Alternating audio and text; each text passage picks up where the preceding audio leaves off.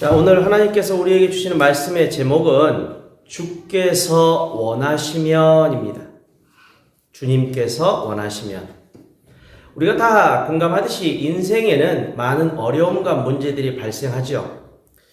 나 자신의 힘으로 해결할 수 있는 문제와 어려움도 있을 수 있고요.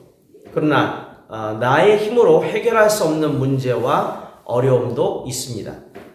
또 결과를 예측할 수 있는 문제와 어려움도 있고 결과를 전혀 예측할 수 없는 그러한 문제와 어려움도 있습니다.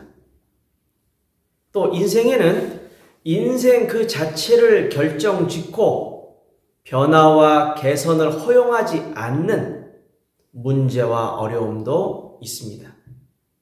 그런데 답이 없는 문제들이 있다는 거 알고 계십니까? 인생에는 답이 없는 문제들. 소위 말해서 영어로 wild problems라고 얘기합니다. 답이 없는 문제. 도대체 어떤 것이 답이 없는 문제일까요? 예를 들면요, 인생에서 어떤 중대한 결정을 내려야 하는 문제들이 있습니다. 이러한 문제들은요, 인생의 갈림길을 의미합니다. 자, 어떤 것들을 그런 답이 없는 문제라고 말할 수 있느냐? 예를 들어서 결혼의 문제. 결혼을 해야 되나? 아니면 말아야 되나? 또 결혼을 한다라고 했을 때에는 누구와 해야 되나라는 겁니다. 누구랑 해야 되나? 자, 그러고 나서 자녀의 문제가 또 나옵니다. 자녀를 낳아야 되나? 아니면 낳지 말아야 되나?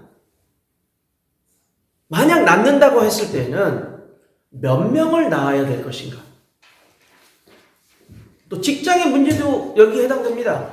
내가 어떤 직장을 가야 되나? 어떤 직장을, 어디에 있는 직장을 내가 찾고 그 회사에 입사를 해야 되나? 아니, 만약에 나에게 더 좋은 조건으로 말하는 회사가 있다면 내가 지금까지 열심히 일했던 이 회사를 내버려 두고 그곳으로 옮겨야 되나? 어떻게 해야 되지? 또 내가 이 회사를 완전히 그만두고 딴 일을 찾아야 된다고 하면 내가 이걸 어떻게 그만둬야 되나? 어떤 일을 찾아야 되나? 등등. 답이 정확하게 있는 것이 아니라는 겁니다. 어느 쪽이 옳은지 분명하지도 않습니다. 그런데 선택할 수밖에 없는 그런 갈림길이 온다라는 겁니다. 이 문제들 하나하나를 우리가 겪어 나가게 되는데 결과를 100% 예측하거나 우리가 어느 정도 예상할 수가 있다면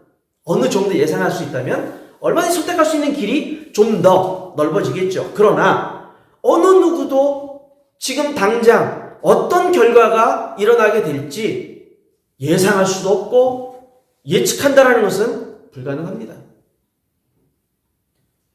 오직 시간이 흘러서 세월이 흘러가서 우리가 어느 미래 어느 시점에 딱 도달하게 됐을 때 그때서야 결과를 우리가 알게 되죠.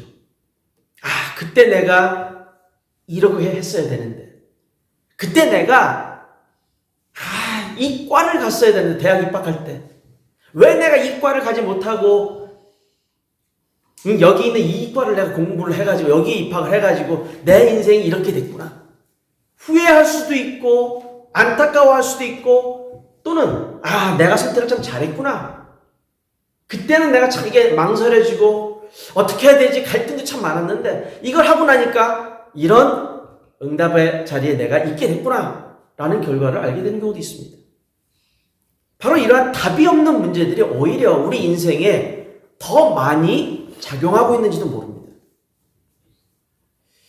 나의 선택에 따라서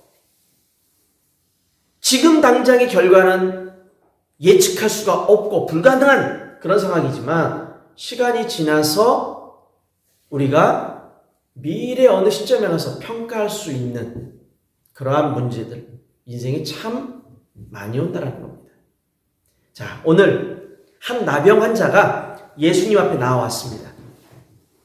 자신의 질병이 완전히 치유되는 축복을 받았습니다. 어떻게 치유되었을까요? 예수님이 치유해 주셨으니까 당연히 응답받은 거 아닙니까? 예, 맞습니다. 하지만 우리가 관심 있게 봐야 될 내용은 그가 예수님 앞에 나아가기까지, 그리고 예수님 앞에 응답을 받을 때까지 그 과정이 어떠한 문제 속에 그가 직면하게 됐었는가라는 것을 우리가 알아야 된다는 겁니다. 오늘 말씀을 통해서 나병 환자가 받은 이 삶의 전환점이 되는 이 응답이 어떻게 오게 됐는지를 깨닫고 나의 삶에도 그런 응답이 일어나기를 간구하는 여러분 모두의 삶에 이와 같은 응답이 있기를 주님의 이름으로 축원드립니다. 첫 번째입니다. 예수님에 대한 믿음입니다. 자, 나병 환자라고 했습니다. 우리가 이해해야 될 첫 번째 사실이 뭐냐? 나병이 뭐냐라는 겁니다. 나병은 선천적인 병이 아닙니다. 이거는 후천적으로 발생하는 질병이죠. 하지만 당시 유대인들은 나병을 뭐라고 여겼느냐? 큰 전염병이라고 여겼습니다. 전염병으로 우리가 사람을 고통스럽게 만들 수 있는 그런 최고의 병 중에 하나가 바로 나병이라고 얘기했습니다. 그리고 이거는요, 쉽게 나아지는 것이 아니기 때문에 최악의 질병이라고 여겼습니다. 그래서 유대인들은 어떤 생각을 했느냐? 나병은 하나님이 내리신 저주 중에 가장 큰 저주다라고 말했습니다.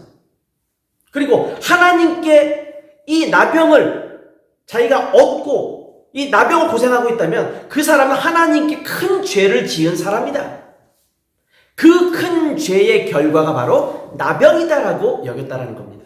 레위기 13장을 읽어보시기 바랍니다.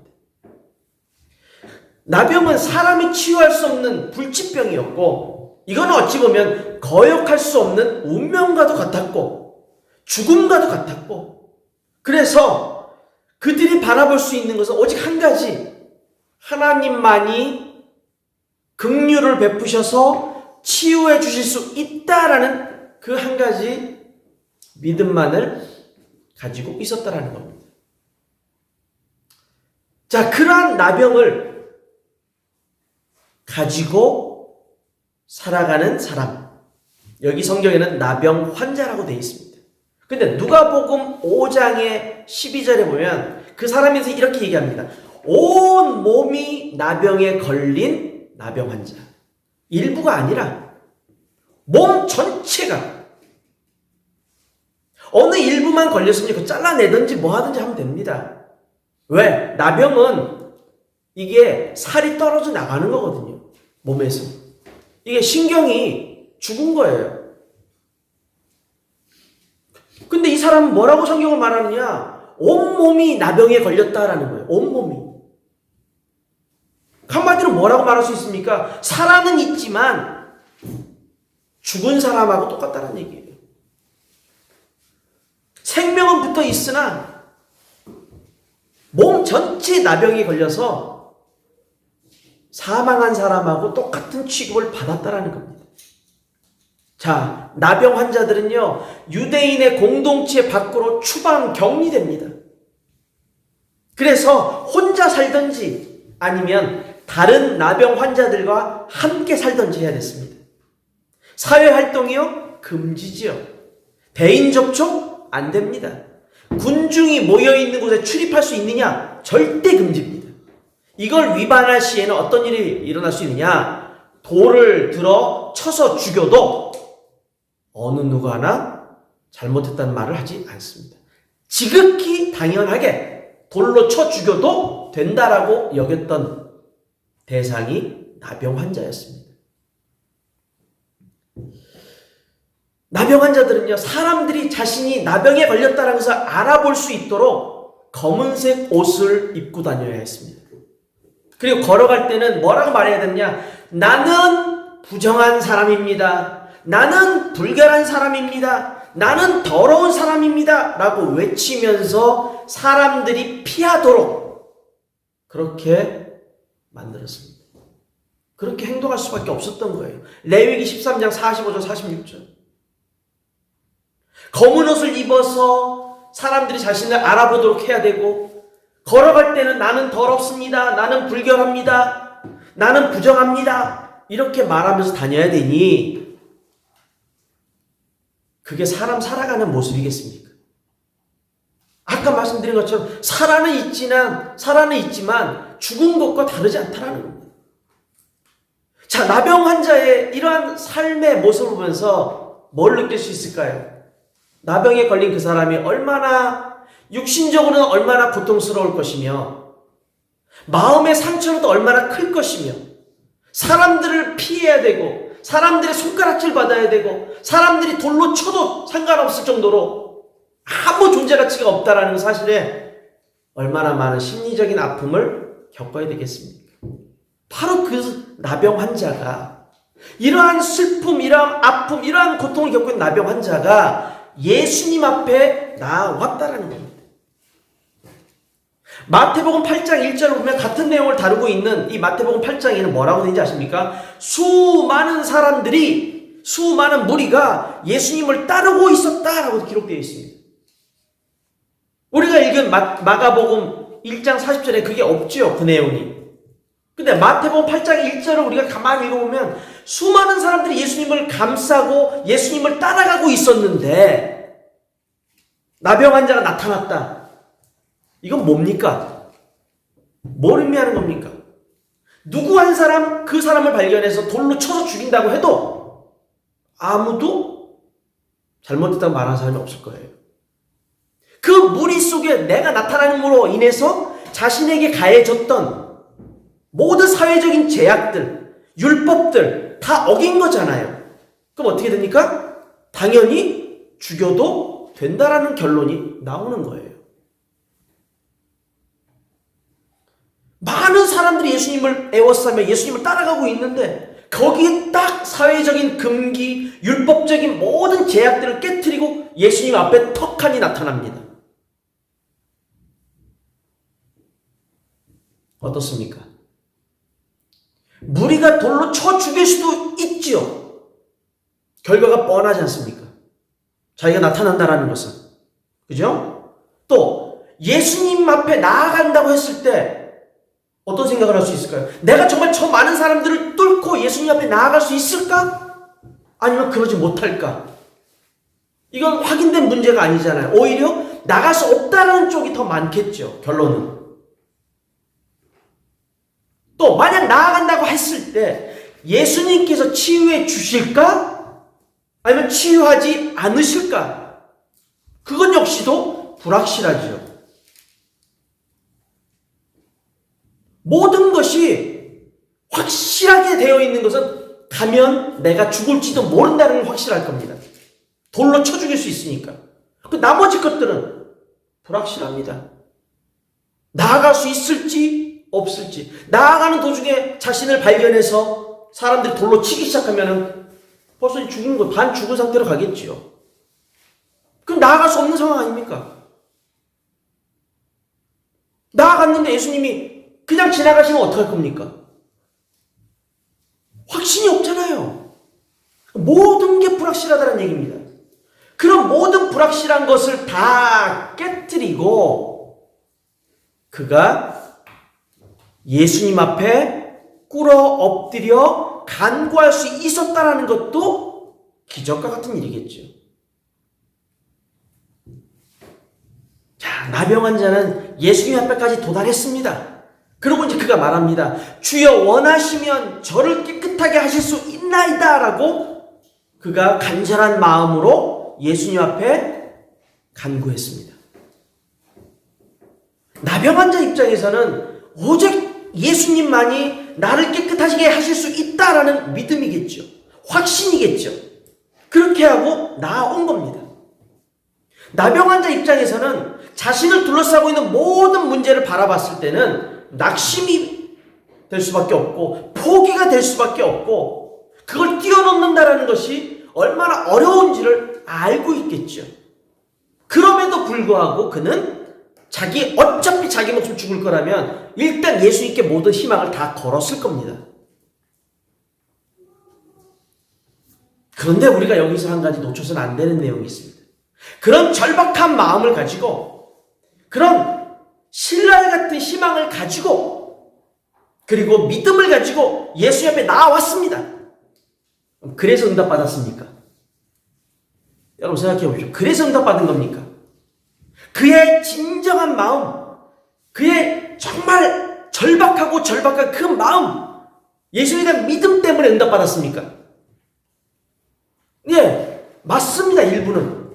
그것이 응답받을 수밖에 없는 조건입니다. 맞습니다. 그러나 우리가 알아야 될 것은 뭐냐? 나병 환자가 아무리 절박하고 아무리 간절하게 예수 앞에 나왔다 할지라도 응답을 주시는 분은 예수님이라는 겁니다. 응답을 우리가 받게 되었다라는 것은요, 언제나 하나님의 절대 주권임을 인정하라는 겁니다. 아무리 내가 열심을 다해서 절박한 마음으로 눈물을 흘려가며 기도하고 간구하고 아무리 해도 그것 때문에 응답이 오는 게 아니라는 겁니다. 그것 때문에 우리가 응답받았다고 할 수 있는 게 아니라는 겁니다. 뭘 알아야 되느냐? 응답을 주시는 분은 내가 열심을 해서 받은 게 아니고 오직 예수님의 은혜로, 주님의 은혜로, 하나님의 은혜로 우리가 응답을 받는다라는 사실입니다. 그걸 잊으면 안 돼요. 이사야 55장 8절 9절에 이런 말씀이 있습니다. 이는 내 생각과 너희의 생각이 다르며 내 길은 너희의 길과 다름이니라. 여호와의 말씀이니라. 이는 하늘이 땅보다 높음같이 내 길은 너희의 길보다 높으며 내 생각은 너희의 생각보다 높음이니라. 아무리 간절하고 믿음을 가지고 믿습니다 하면서 외치며 기도를 한다 해도 예수님이 응답을 안 해주시면, 주님이 응답을 안 주시면 끝이에요. 응답이 없는 거예요. 여기서 우리가 인정할 게 뭐냐? 무엇보다 인정할 게 뭐냐? 절대주권입니다. 하나님 절대주권. 많은 사람들이 왜 교회 떠나는 줄 아십니까? 교회 떠나는 이유가 여러 가지가 있습니다. 그 중에 한 가지가 뭔지 아십니까? 나도 기도해 봤다. 내 어렵고 절박한 이 상황을 놓고 주님 앞에 기도해 봤다. 그리스도 이름 붙잡고 기도해 봤다. 그래도 응답 없더라. 응답이 없는데 어떡하냐? 그러니까 떠나는 거예요. 다른 데 응답이 있다고 얘기를 하니까 사람들 쫓아다니는 거예요. 아시겠습니까? 나병 환자가 아무리 간절한 마음으로 주님 앞에 나왔어도 주님이 응답을 안 주시면 끝인 거예요.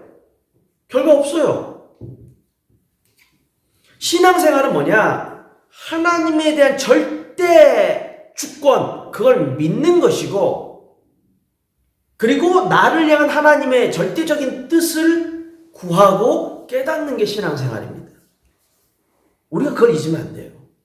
다윗은 기도할 때 뭐라고 합니까? 하나님의 뜻을 구하며 그것을 행하기를 원하는 기도를 했습니다.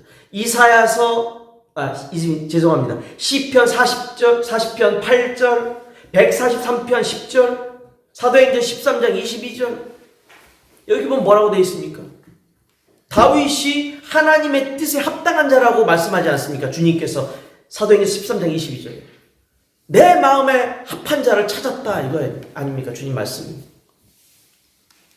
바울은 뭐라고 고백합니까? 하나님의 뜻으로 자기가 사도가 되었다는 것을 늘 고백합니다. 고린도전서 1장 1절, 고린도후서 1장 1절, 에베소 1장 1절, 골로새서 1장 1절, 디모데후서 1장 1절. 그의 서신서의 1장에서 제일 많이 보는 게 뭡니까? 하나님의 뜻으로 자신이 사도가 되었다.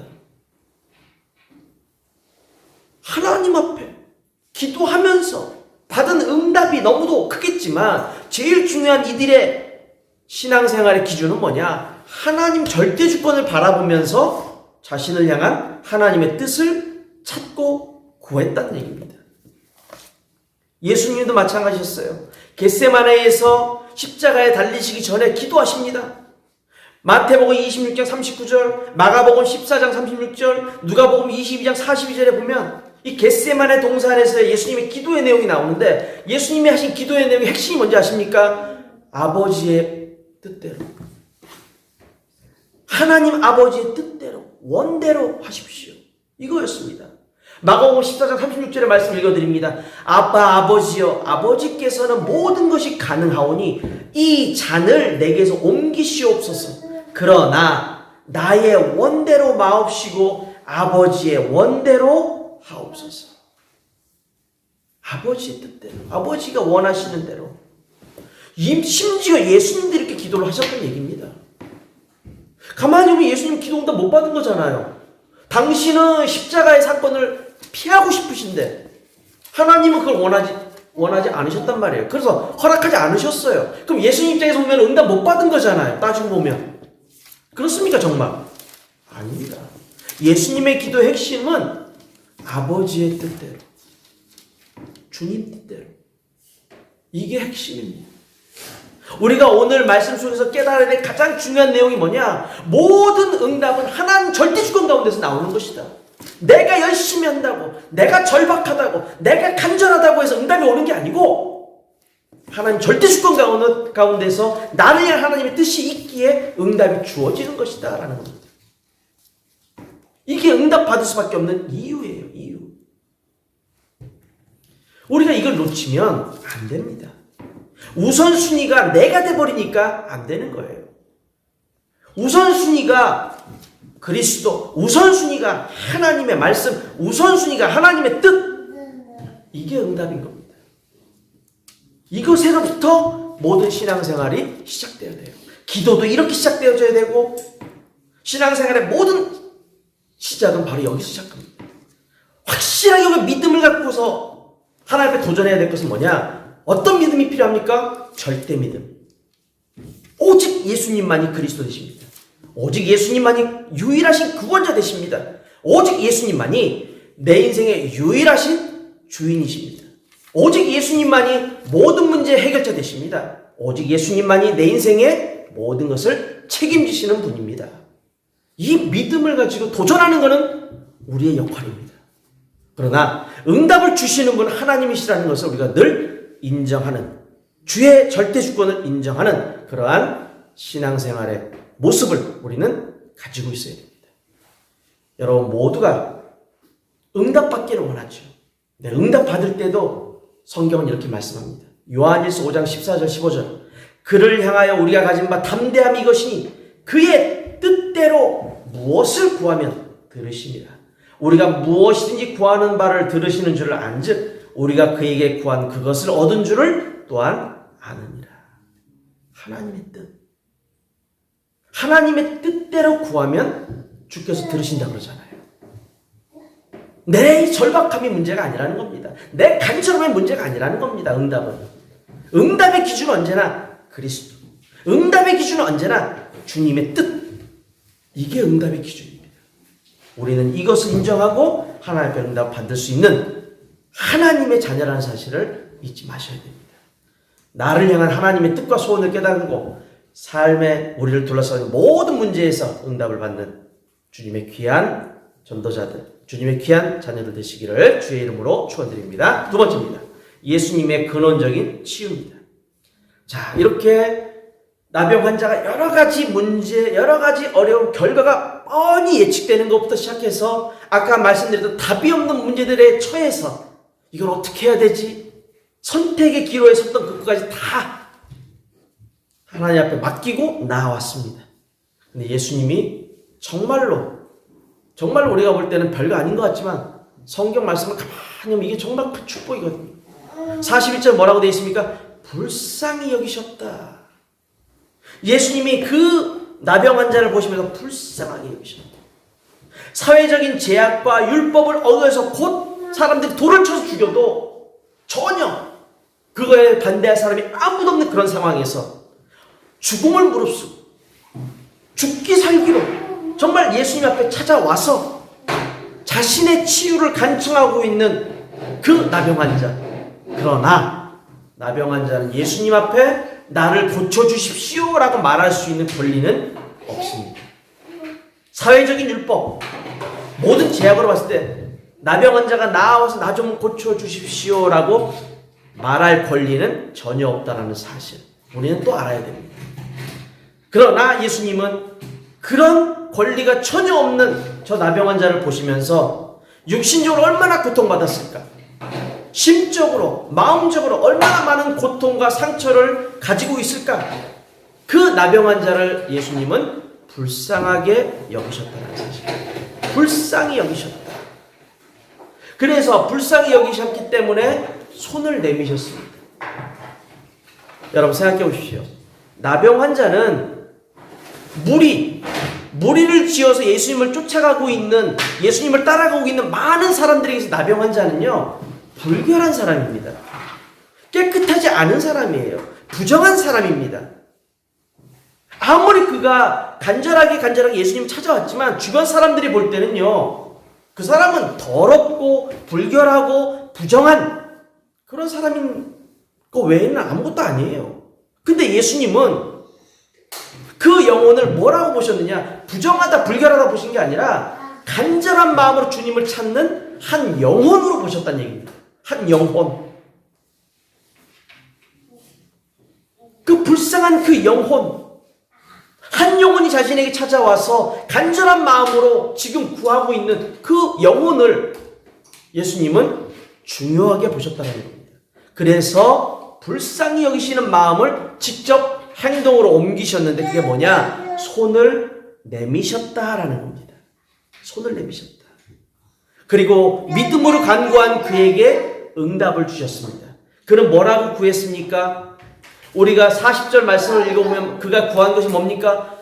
원하시면 저를 깨끗하게 하실 수 있나이다 였습니다.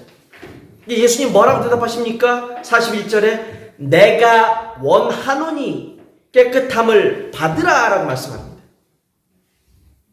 자, 우리가 기도를 할 때 대충 하면은 대충의 응답이 옵니다. 기도를 구체적으로 하고 구체적으로 구하면 구체적인 응답과 구체적인 하나님이 내게 주시는 그 확실한 증거를 우리가 보게 됩니다. 대충 구하거든요. 대충. 뭐라고 여기 있습니까?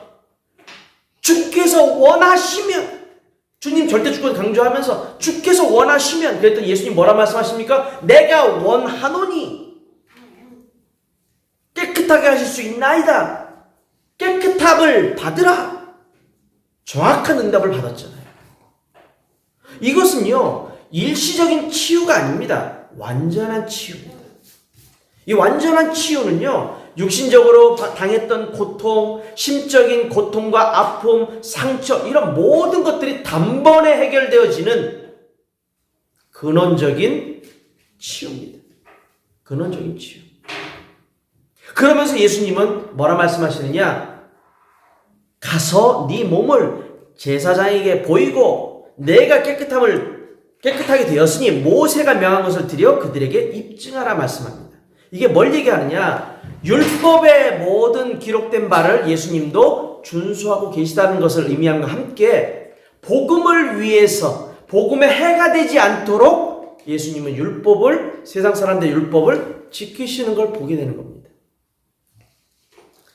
우리가 복음이면 다 된다라고 얘기하는데요. 아닙니다. 영적인 모든 고통과 영적인 모든 것을 해결하는 건 복음이 맞습니다. 그러나 세상 사람들은 복음을 모르기 때문에 우리가 복음의 정말 증인으로서 살아간다면 율법도 우리가 지켜줘야 됩니다. 세상 것도 우리가 지켜줘야지요.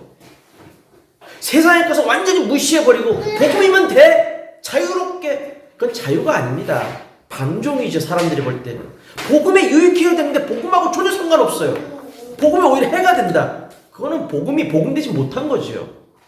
그렇게 행동해서는 안 된다는 겁니다. 분명 성경은 말씀합니다. 마태복음 5장 17절에 주님 말씀이 내가 율법이나 선지자를 폐하러 온 줄로 생각하지 말라. 폐하러 온 것이 아니요 완전하게 하려 함이라.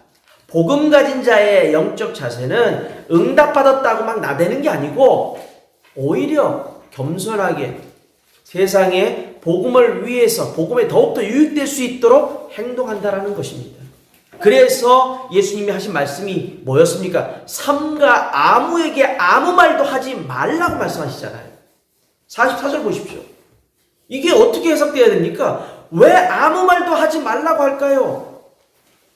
예? 나병 환자에게 응답 받았는데 왜 아무 말도 하지 말라고 할까요? 그거 간단합니다. 개인의 응답과 체험이 복음 전파에 중요할 수 있고 도움이 되는 건 맞습니다만 또 한편으로는 이게 방해가 됩니다. 방해가. 어떤 식으로 방해가 되는? 응답 받았어요. 나 응답 받았는데 당신 응답 받았어요. 아이고 못 받았어요. 아이고 그럼 뭐라고 판단할까요? 믿음이 약하네. 기도가 부족하네. 신앙생활 잘 못하네. 이런 편견을 또 심어주게 되는 겁니다. 잘못된 거잖아요, 그거는. 복음을 위해서 살아가야 되는데, 복음에 유익되도록 살아야 되는데, 오히려 복음에 또 반대가 되는 상황이 만들어지잖아요. 그래서 개인의 응답과 체험이 복음 전파에 중요하다고 생각하는 것을 우리가 내려놔야 됩니다. 그건 개인적인 일이에요. 개인적인. 이것이 복음 전파에 방해가 된다면 잘못된 거 아닙니까? 뭘 위해서 예수님이 이 땅에 오셨다고요? 지난주 말씀이 뭐였습니까? 예수님이 이 땅에 오신 이유는 뭐였습니까? 사람들이 복음을 듣고 복음을 믿고 구원받으라는 거 아닙니까? 그걸 위해서 예수님이 오셨잖아요. 예수님의 입장에서는 개인의 응답을 주신 건 맞습니다. 그러나 그것이 복음 전파에 방해가 돼서는 안 된다는 겁니다. 오히려 도움이 돼야지. 왜 방해가 됩니까? 개인의 응답보다 개인의 체험보다 그래서 더 중요한 것이 뭐냐? 그리스도의 복음이 전파되는 겁니다. 그래서 많은 이들이 믿고 구원받아서 주님 앞에 돌아오는 것이 최우선이란 얘기입니다. 주님에게.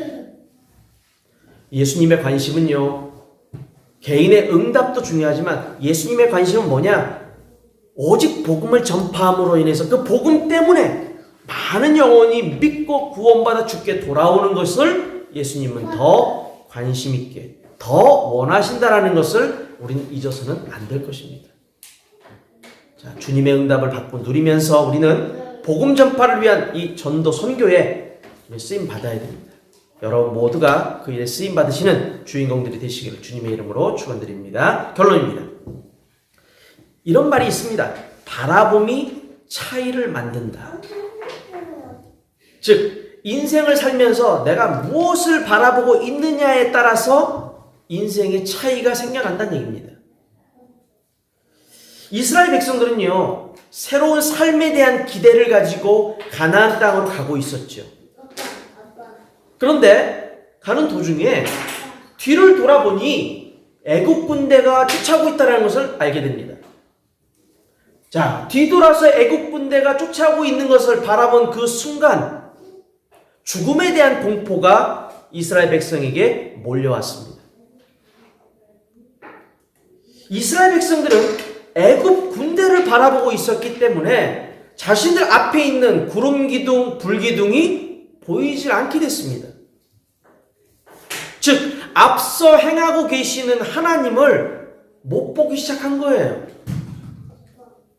하지만 모세는 애굽 군대가 아닌 앞서 이끌어 가시는 구름기둥, 불기둥으로 앞서 이스라엘 백성 인도하시는 하나님을 바라보고 있었습니다. 그는 인도하시는 하나님을 바라보았고 이스라엘을 위해 싸우시는 하나님을 바라보았고 하나님께서 행하실 구원에 대한 그 약속을 바라보았습니다. 자, 이스라엘 백성들이 두려워하고 절망하던 이유가 뭐였습니까? 애국 군대가 쫓아오기 때문 맞습니다. 그런데 정확하게 말씀드리면 바라보는 대상이 잘못됐기 때문입니다. 바라보고 있는 대상. 그들이 바라보고 있었던 것은 세상이었습니다. 그들이 바라보고 있었던 것은 환경이었습니다. 그들이 바라보고 있었던 것은 사람이었습니다. 환경 바라보고 사람 바라보고 둘러싼 문제를 바라보고 그러니까 가나안 땅에 넘어가서도 계속 원망불평만 나오는 겁니다. 근데 출애굽을 시작한 그날부터 주님의 구름기둥과 불기둥은 항상 이스라엘 백성들과 함께하고 있었죠. 그 함께하신 하나님을 바라봤어야 되는데 이스라엘 백성들은 잘못된 대상을 바라보았다는 겁니다. 우리는 모세의 모습을 봐야 됩니다. 모세는요, 하나님만 바라봤습니다. 하나님 한 분만. 10가지 재앙을 통해서 애굽을 꺾으신 주님 체험했습니다. 그리고 바다를 가르시는 주님도 보았습니다. 그가 바라본 것은 언제나 그들과 함께하고 있는 구름기둥, 불기둥, 즉 주님이 함께 하신다는 사실을 믿고 주님만 바라봤습니다. 그러니까 다른 거죠. 우리가 바라봐야 될 대상은요, 사람도 환경도 세상도 아닙니다. 우리가 바라봐야 될 대상은 오직 주님뿐입니다. 왜 주님을 바라봐야 됩니까? 주님을 바라볼 때 우리가 바라보는 이 세상이 바뀌거든요. 세상에 대한 우리의 인식, 세상에 대한 우리의 해석이 달라집니다. 세상을 향한, 사람을 향한, 사회를 향한 우리의 관점이 달라지기 때문입니다. 그래서 결론적으로 첫 번째로 말씀드리고 싶은 것이 뭐냐? 문제가 아닌 예수 그리스도만 바라보면 됩니다. 오늘 나병 환자는요, 자신을 둘러싸고 있는 여러 가지 제약들이 있다는 걸 알고 있었습니다. 돌을 쳐 자신을 죽일 수도 있다는 걸 알고 있었고, 율법에 따라서 사회적인 제약을 어겼기 때문에 자신을 심판할 수 있다는 것도 알고 있었습니다. 그러나 이렇게 죽으나 저렇게 죽으나 그에게 있어서는 아까도 말씀드린 것처럼 불확실한 문제들, 정해지지 않은 문제들, 안 들어주시면 어떡하지? 예수님께 못 나가면 어떡하지? 예수님이 내 기도를 안 들어주면 어떡하지? 그런 불확실성까지도 내려놔 버렸습니다. 그것 생각하지 않았습니다. 나병 하나 오직 하나만 바라봤습니다. 오직 하나만. 그게 뭡니까? 예수님만 바라본 거예요. 나병 환자는 예수님만 바라봤기 때문에 문제 사건 신경 안 썼고, 예수님이 들어주실까 안 들어주실까 그 갈등 신경 안 썼고, 예수님만 바라봤기 때문에 응답 받은 거예요. 그래서 믿음으로 자신은 예수님께 나왔고, 그 믿음으로 인해서 예수님이 응답을 주신 거예요. 우리 자꾸 갈등하잖아요. 중간중간마다. 저 역시도 그렇습니다. 갈등이 자꾸 생겨요. 이게 맞나? 저게 맞나? 근데 주님 앞에 다 맡겨버리고 주님만 바라보면서 나아가야 될 때가 오는데, 참 감사하게도 저는 성격이 참 나쁘지만 그거 하나는 감사해요. 뭐냐? 이거 맞다 하고 딱 결정해버리면 뒤도 안 돌아봅니다. 그걸로 그냥 밀고 나가요. 그게 응답의 길로 가 있어요. 참 그거는 감사해요, 제가. 여러분, 내가 원하는 것이 아니고 그리스도께서 원하시는 게 있습니다. 나에게, 여러분에게, 우리에게 주님이 원하시는 것, 그걸 먼저 깨달으면 됩니다. 주님 바라보고 주님이 원하시는 게 뭔지 깨달으면 됩니다. 그러면 그걸 가지고 중심으로 구하면 응답 받는 겁니다. 우리 모두가 그리스도를 바라보고요, 그리스도께서 원하시는 일에 쓰임 받아야 됩니다. 그 쓰임 받는 주인공들이 여러분 모두가 되시기를 주님의 이름으로 축원드립니다. 기도합니다.